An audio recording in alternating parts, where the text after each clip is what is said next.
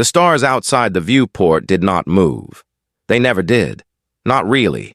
Not at this speed. But Nathan Cole had learned long ago that staring at them long enough made a man feel like the universe was standing still just for him. He did not find that comforting. He found it lonely. Nathan was 41 years old, lean in the way that people who forget to eat get lean, with gray already working through the hair above his ears and a small scar on his chin from a docking accident he never talked about. He had been a captain for 9 years. He had been bored for most of them. The Ardent Horizon was a good ship. It was clean, it was fast, and it could carry 200 passengers in reasonable comfort. It was also not the kind of ship that got sent anywhere interesting. For the past 18 months, Nathan had ferried council diplomats between station stops, filed routine deep space scans that no one ever read, and logged enough empty hours in the command chair that the cushion had shaped itself to him. He was somewhere in the outer band of the Valuran corridor when the beacon hit. Laura Finch heard it first. She was the ship's science officer, 29 years old, with short dark hair and the habit of tilting her head slightly to the left when something puzzled her. She was tilting it now. She pulled the signal up on the main screen without being asked and said quietly, "Captain, you need to see this." The beacon was old. The encoding format was a human colonial standard from the 2017 S, the kind that colony fleets used before the Council updated the protocols. It was faint, running on backup power, pulsing at irregular intervals the way a transmitter does when its core has been partially destroyed. But it was there, and it was real, and it was coming from inside the Valuran corridor. Nathan looked at the signal. Then he looked at the navigation chart. The corridor was marked in amber, restricted, not forbidden, but requiring council clearance to enter. He had no clearance. He had not asked for clearance. He pulled up the Colonial Beacon Registry on his console and typed in the signal's identifier code. The result came back in 4 seconds. The Resolute Dawn. Colony Fleet Vessel, registered 2169, departed Earth Station 7 with 4,312 colonists aboard, bound for a habitable planet in the Outer Reach Survey Zone. Reported missing, 2,202. Status: presumed lost, stellar event. Case closed, 2,203. Nathan stared at the date. The Resolute Dawn had been missing for 12 years. Its beacon was still transmitting. He turned to his helmsman. "Take us in." The helmsman, a young man named Pete Grover who had never questioned an order in his life, took them in. What they found was not a ship. It was the shape of a ship, the ghost of one. A torn and blackened shell drifting in a slow roll against the dark. The Resolute Dawn had not broken apart. It had been cut apart. The breach patterns along the hull were not the kind made by a stellar event, not by a shock wave or a radiation surge or a collision. They were precise. They were entry points. Something had come in from the outside, punched through the hull in targeted locations, and then left. Laura was already running the burn analysis before Nathan said a word. She worked fast when she was scared, and she was scared now, though she would not have said so. The spectral readings came back, and she looked at them for a long moment and then said, without any particular expression, "The burn signatures are consistent with Vorath-class directed energy weapons. Council standard issue. Early generation, but Council." Nathan did not respond immediately. He sat very still in the command chair and thought about 4,312 people, and then he thought about the word stellar event, and then he said, "Get a team suited up. I want that data core." The boarding team found the data core in the engineering section, wedged beneath a collapsed secondary bulkhead. It was cracked along one side and its main housing was fused shut, but its emergency backup casing was intact. Laura carried it back personally. She held it against her chest the whole way through the airlock, as if setting it down might make it disappear. She had just begun running the recovery sequence when the proximity alarm went off. 3 Vorath enforcement cruisers dropped out of transit speed at a distance of 40 kilometers. They were big ships, dark-hulled, and they did not hail the ardent horizon so much as inform it. The message was delivered by a council enforcement officer whose name Nathan never caught and did not try to. The message was simple. The ardent horizon was operating inside a restricted zone without authorization. Its crew would cease all recovery activities immediately. All materials retrieved from the debris site would be surrendered, and the vessel would be escorted back to human-registered space, and its captain would face a conduct review. Nathan looked at Laura. Laura looked at the data core. She did something then that she never told anyone about, not for a long time. The core's main housing was sealed, and the Vorath officers would be aboard in minutes, but the emergency backup casing had a secondary port, a small one, barely used, designed for fragment extraction in crash recovery scenarios. She connected her personal implant to the port and pulled whatever the system could give her before the boarding team's magnetic boots hit the deck. She got 3 fragments, all corrupted. The officers came through the door, and she handed over the core without argument, her face calm, her hands steady. The escort back to human space took 9 hours. Nobody spoke much. Nathan sat in the command chair and watched the Vorath ships hold position on either side of the ardent horizon, like 2 long gray shadows. He thought about the hull of the Resolute Dawn and the precise shape of the burn marks and the word stellar, and he kept thinking about it until the escort ships peeled away at the border and left the ardent horizon alone in the dark. That night, in her cabin, Laura opened the 3 fragments on her implant display and went through them one by one.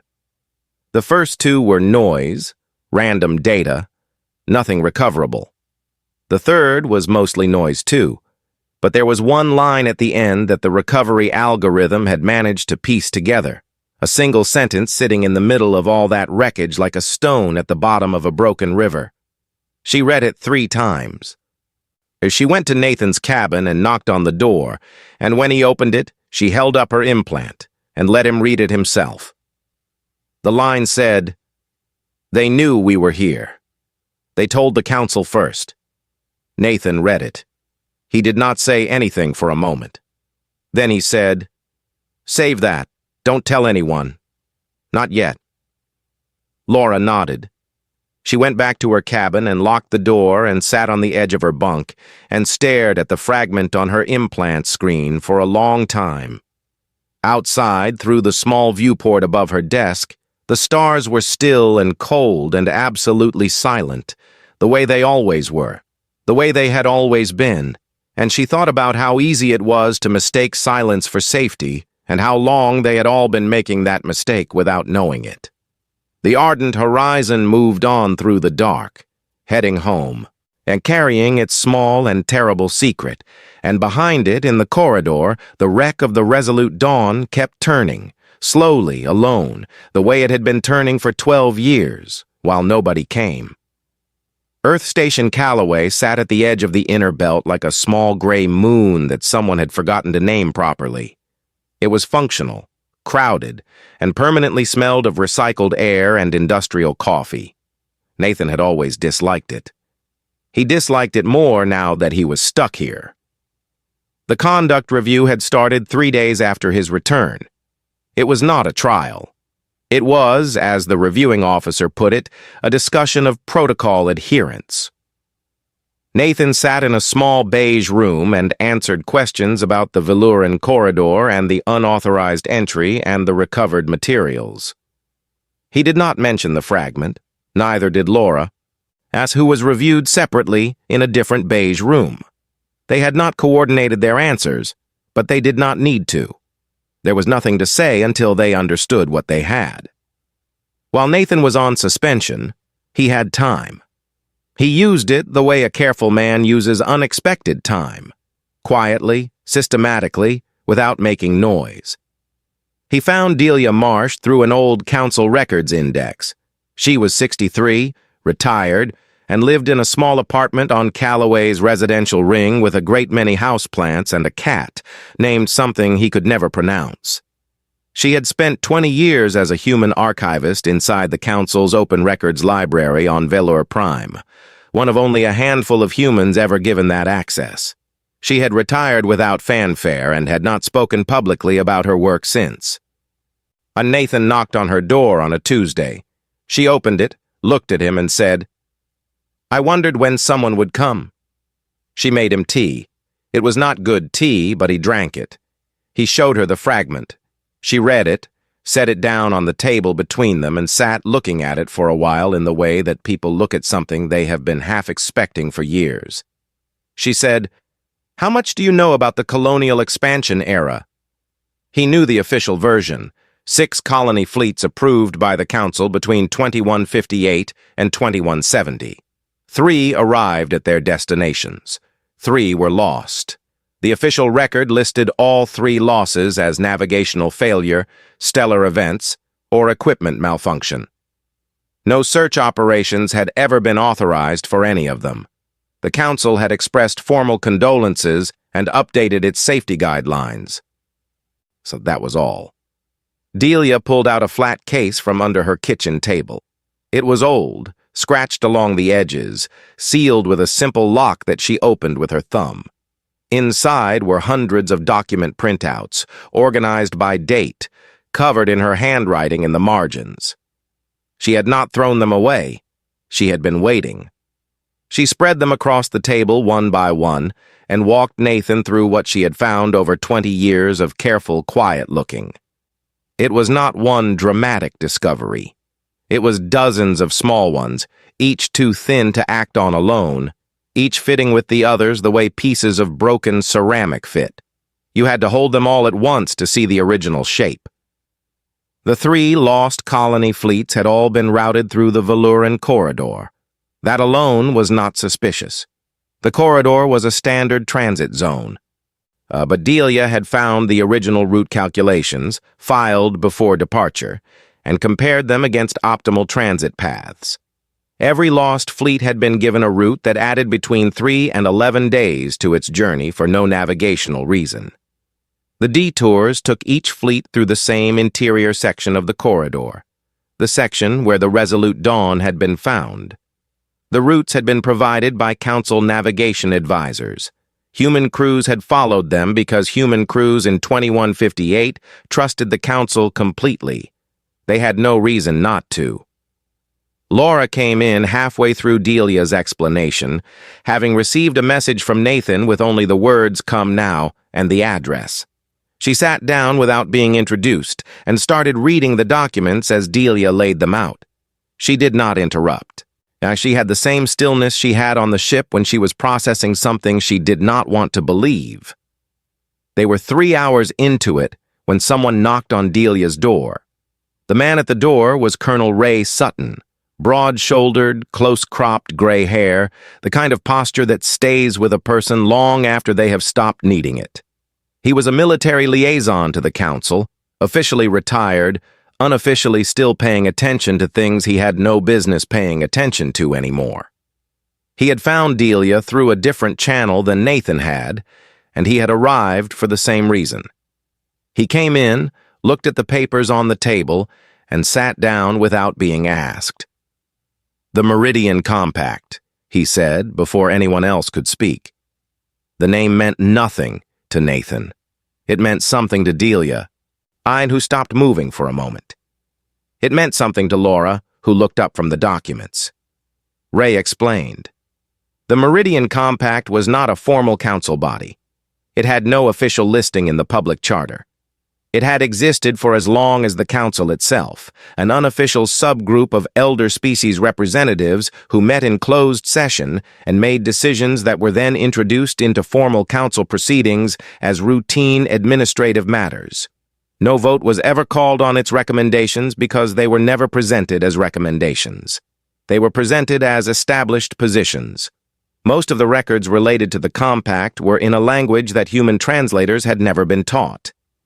Ray had found one reference to it in a public document by accident, a procedural footnote in a 2155 session transcript. And he had spent 6 years tracking down a xenolinguist willing to work on it quietly. The linguist had managed a partial translation of the Compact's founding charter. Most of it was still unclear, but one phrase had come through cleanly. Ray said it out loud. The containment of the accelerant species. No one at the table asked what accelerant species meant.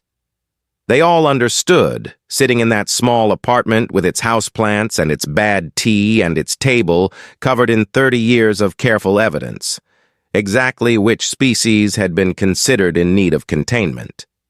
Delia looked at her documents. Laura looked at the fragment on the table.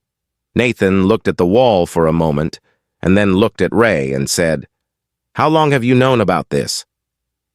"I have suspected it for 6 years," Ray said.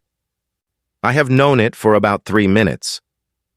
Outside, the station turned its slow turn, and the lights of Callaway's transit ring moved past Delia's viewport in a steady line, and down in the residential corridors, people were going about their evenings, eating dinner, putting children to bed, living in a version of the universe that was still the safe and orderly one they had always believed in. And none of them knew yet what 4 people in a small apartment with a cat and too many houseplants had just put together from the pieces. Nathan picked up the fragment again and read it one more time. They knew we were here. They told the council first. He set it down. "We need to go to Velour Prime," he said. Nobody argued. Velour Prime was a beautiful planet if you did not know what had been decided there. Also, it had wide amber plains and a sky that ran from deep blue at the horizon to pale gold at the center, and the council's administrative complex sat in the middle of the main city like a set of enormous pale stones arranged by something that did not think in straight lines. Nathan had been there twice before on diplomatic runs. He had thought it looked peaceful. He still thought that. He was learning that peaceful and safe were not the same thing. Getting to Velour Prime on false credentials had been Ray's work. He had contacts from his liaison years, people who owed him small favors and were willing to look away for an afternoon. The 4 of them arrived separately and met in a rented room above a transit exchange, the kind of place where nobody asked questions because everybody staying there had reasons not to answer them. And the Meridian Compact's archive was a physical repository in the lower levels of the council's oldest administrative building. It had never been digitized.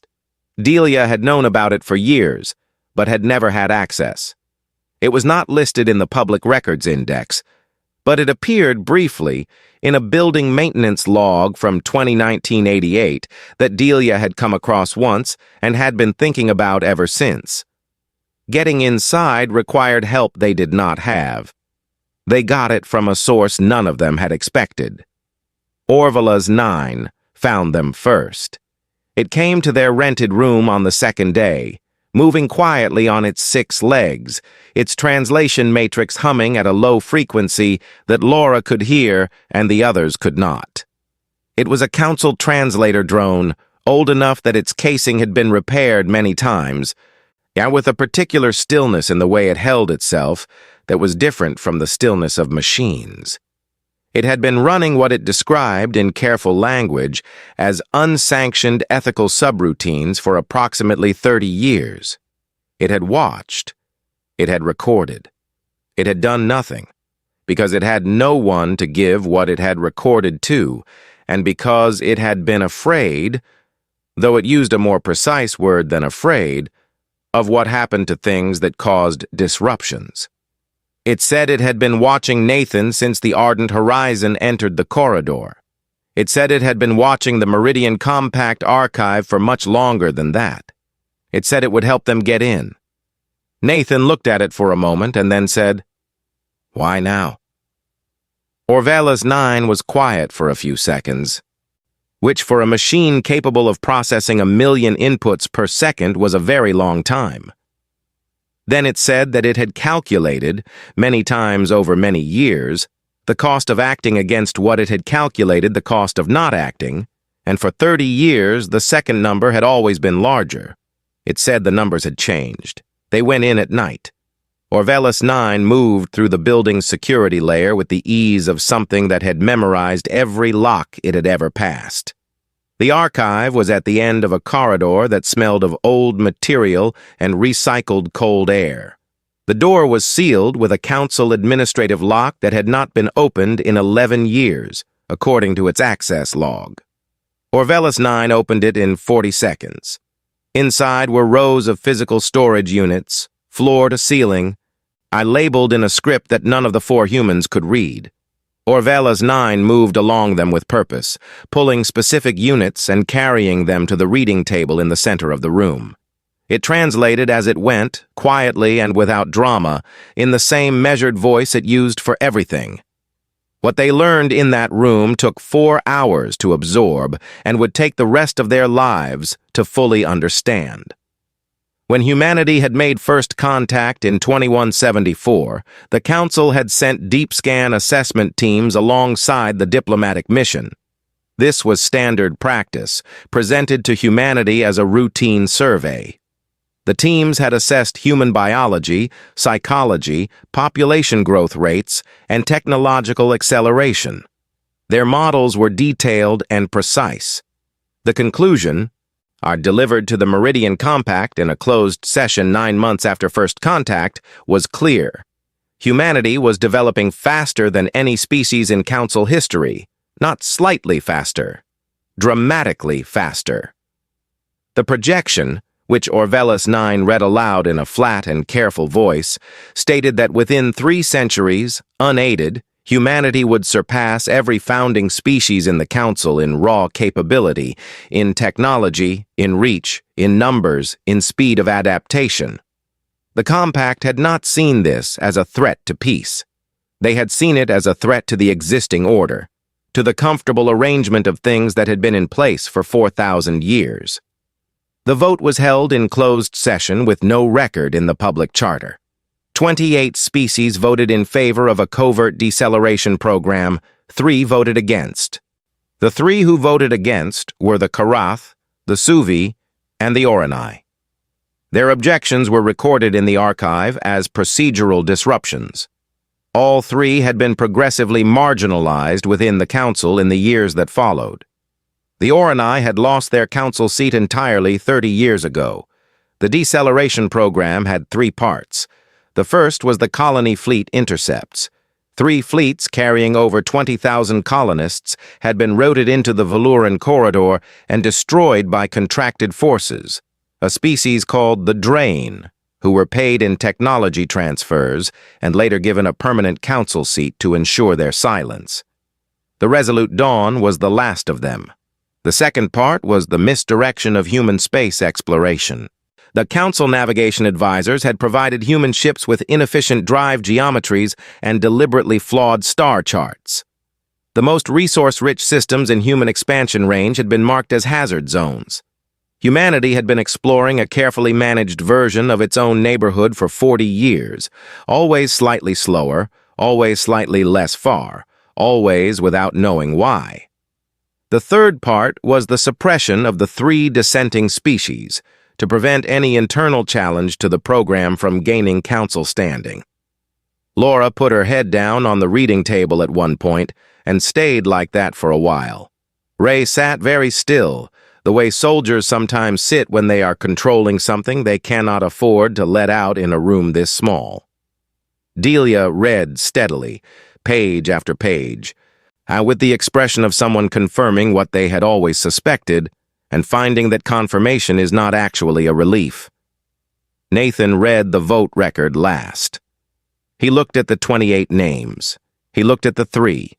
He looked at the date and thought about all the years between that date and this room. Then he looked at Orvelis 9 and said, "Can you copy all of this?" Orvelis 9 said that it already had. They left the way they came. The corridor was empty. The building was quiet. Outside, Velur Prime's golden sky was beginning to lighten toward morning, and somewhere in the upper levels of the complex, the Council's daily session was already being prepared, the chamber arranged, the seats filled, the business of 4,000 years of galactic order getting ready to proceed exactly as it always had. And it would not proceed that way for much longer. They split the evidence 4 ways and left Velour Prime on 4 different ships because a single point of failure was the one thing none of them could afford. Ray took the military channel. He had contacts in the human fleet who had been asking quiet questions for years and needed something solid to ask them about. Laura took the scientific community, reaching out to xenobiologists and drive engineers who had spent careers wondering why human propulsion technology kept hitting the same strange ceilings. Delia took the historians, the archivists, the people who dealt in records and would understand immediately what the gaps in those records meant. Nathan filed the address. The human membership charter, 40 years old and largely decorative in practice, contained a clause that had never been used. Section 14, paragraph 9. Any registered captain of a human vessel in matters constituting an existential threat to humanity held the right to address the full Galactic Council in open session. The clause had been included at humanity's insistence during the original membership negotiations. The council representatives at the time had agreed to it without objection, the way you agree to something you are certain will never come up. Nathan filed the address from a public terminal in the transit exchange where they had stayed. He listed his credentials, his registration number, and the nature of the matter in the one-line summary field provided. He wrote, "Evidence of coordinated crimes against humanity, and including the destruction of civilian colony vessels and the systematic suppression of human development, conducted under authority of the Meridian Compact." The Council's legal team moved to block it within 6 hours. They cited 4 procedural objections, each reasonable on its own, each clearly designed to delay. The blocking motion required a subcommittee review, which required scheduling, which required a minimum of 72 hours under Council administrative rules. Nathan had filed the address 69 hours before the next scheduled full Council session. The legal team was 3 hours too slow. The Council chamber on Velour Prime was built to hold representatives of 31 species comfortably and several hundred observers in tiered galleries above the floor.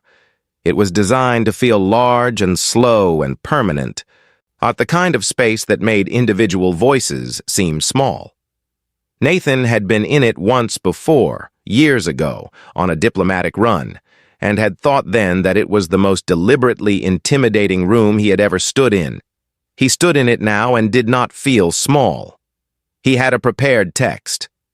He had spent the journey writing it and rewriting it, cutting the parts that sounded like anger, cutting the parts that sounded like pleading, cutting everything that was not simply the truth stated as clearly as possible. What he had left was not a speech. It was a reading. He read it the way a person reads a formal document into a legal record, steadily, without performance, naming each thing and letting each name sit in the room before moving to the next one. He read the founding charter of the Meridian Compact. He read the assessment report on humanity from 2175, the one that had described human development as accelerant, and concluded that it required management. He read the vote record.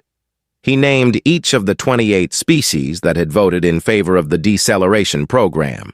He named the 3 that had voted against and noted what had happened to them afterward.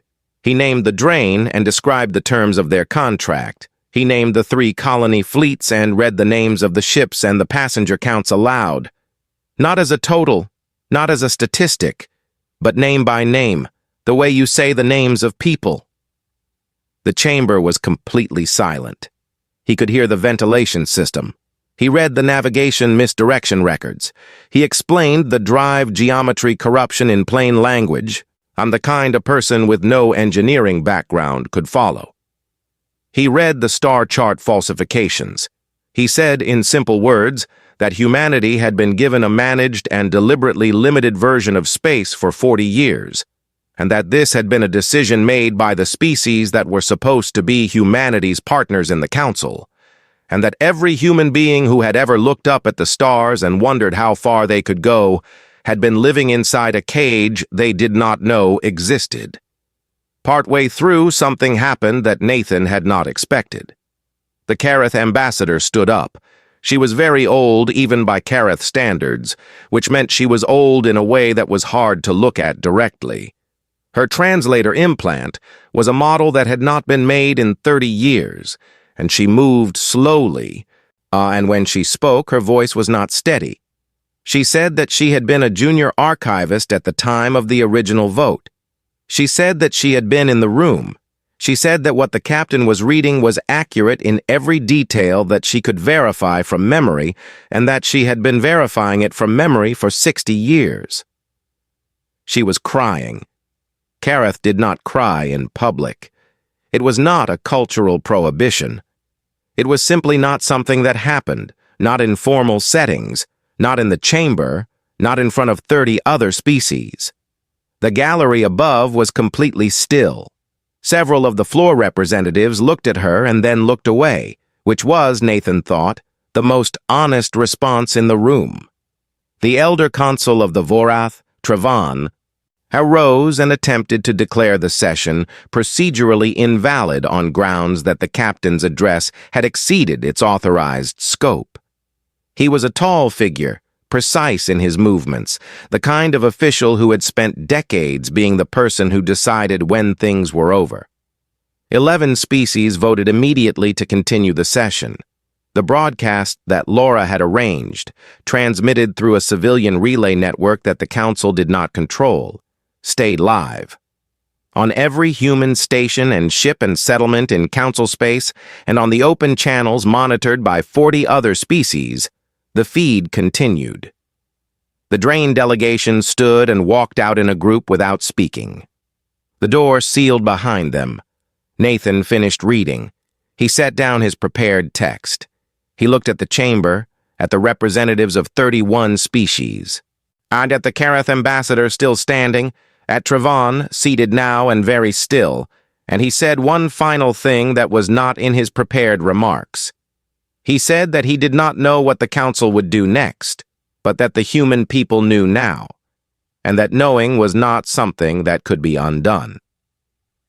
Then he stepped back from the speaker's position and stood with his hands at his sides and waited. In Geneva, in a conference room on the 42nd floor of the Human Diplomatic Corps building, Director Carol Huang watched the broadcast on a wall screen surrounded by 11 of her staff. Nobody in the room was speaking. She had a coffee in her hand that had gone cold an hour ago. When Nathan finished, she set the coffee down, picked up her communications unit, and started making calls. Outside the council chamber, Velour Prime was just beginning its afternoon, amber light falling across the pale stones, everything still and bright and looking from the outside exactly as it always had. The council did not fall apart. Nathan had half expected it to in the days after the address, when the broadcasts were still running and the reactions were still coming in from every corner of council space. He had imagined something dramatic, a walkout, a dissolution, some clean and visible collapse that would match the size of what had been done. It did not happen that way.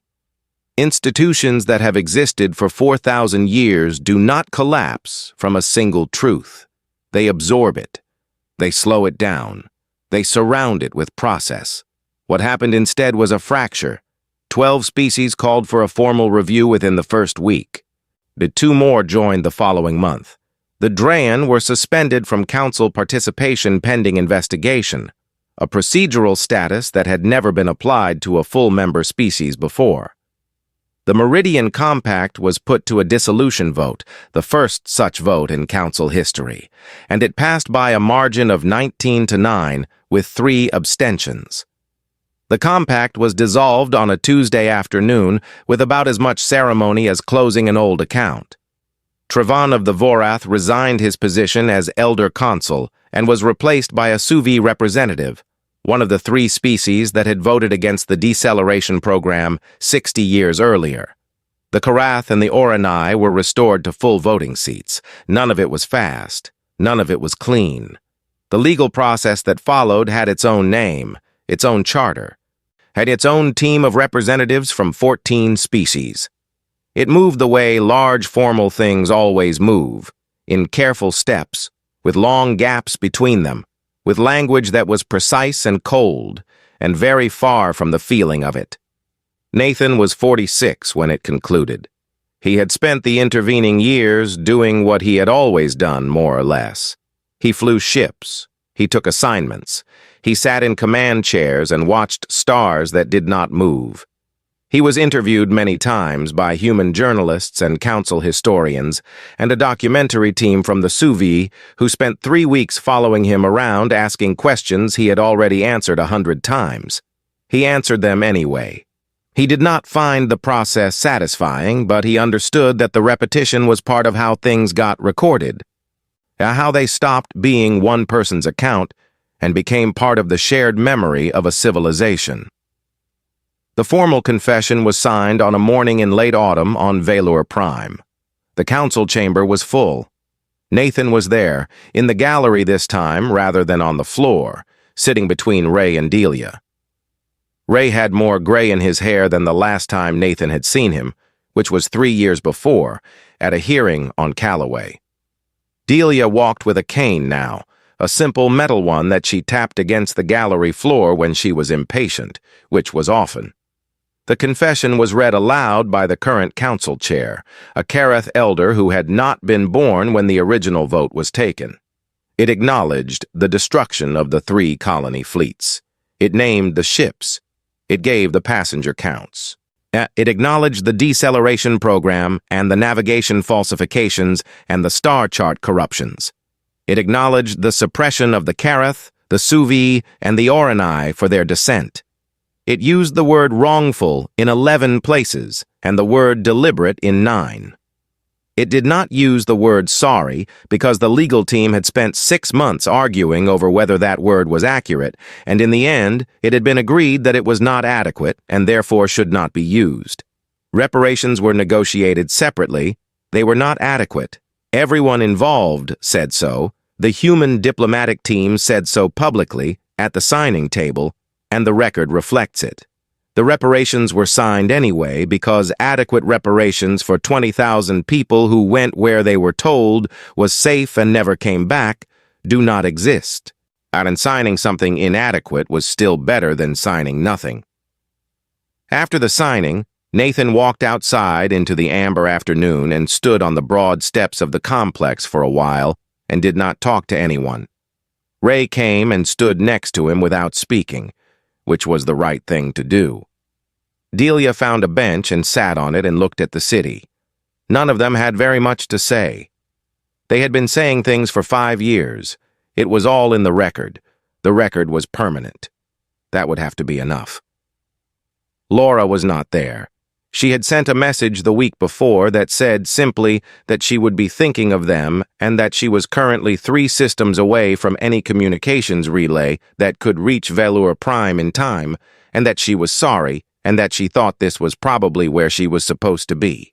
And she had used the corrected star charts and the repaired drive geometries to run new projections after the navigation falsifications were revealed. The models were startling. Humanity, starting from its actual position on accurate data, would reach the capability threshold that the compact had feared within 60 years rather than 3 centuries. She had presented the findings at a scientific conference on Earth Station 7 and then gotten on a ship and started checking whether the projections were right. She sent Nathan a short message every few months. They were usually practical: coordinates, readings, brief observations. Once she sent a message that had nothing in it except a list of system names, new ones that had not been on any human chart before, and he had sat with that message for a long time before putting it away. The memorial was built at the edge of the Veluran corridor, in a stable region of space that 2 human survey ships had certified as safe. It was a curved panel of white composite material, anchored to a small station that also served as a navigation waypoint. The panel caught light from the nearest star and held it in a way that made it visible from a long distance. 20,000 names were inscribed on it, in order of the ships they had traveled on, in the same plain lettering used on official records. Nathan went to see it on the day it was officially opened. He stood at the viewport of a shuttle and looked at it for a long time before going outside. When he finally went to stand in front of it, he read the names he knew, the names of people from the passenger lists he had memorized during the legal process. Names he had said aloud in that chamber years ago and had been carrying with him since. At the base of the panel was an inscription. It had been written by director Carol Huang, who had negotiated the reparations agreement and had insisted that the inscription be part of it. The council had agreed after 2 months of discussion. It read, "They went where they were told it was safe, and they were lied to, and we will not forget it, and we will not stop." Nathan read it twice. Ray stood behind him, hands in his pockets, looking at the panel. Delia was back on Callaway with her houseplants and her cat, but she had sent a message that morning that Nathan had read on the shuttle ride over and had not replied to yet. It said only, simply, "We did the right thing." That matters. Even when it takes a long time to mean something, it matters. Then he stood at the memorial until the light of the distant star shifted and the panel's surface changed color slightly, from white to a pale gold. The kind of color that does not last long but is very clear while it is there. Then he turned and walked back to the shuttle. And the shuttle moved away from the memorial, and the corridor opened up ahead of him, wide and dark and no longer forbidden, full of systems that had been hidden and were now waiting. And somewhere out there, 3 systems further than any human had ever gone before, Laura Finch was already looking at the next one.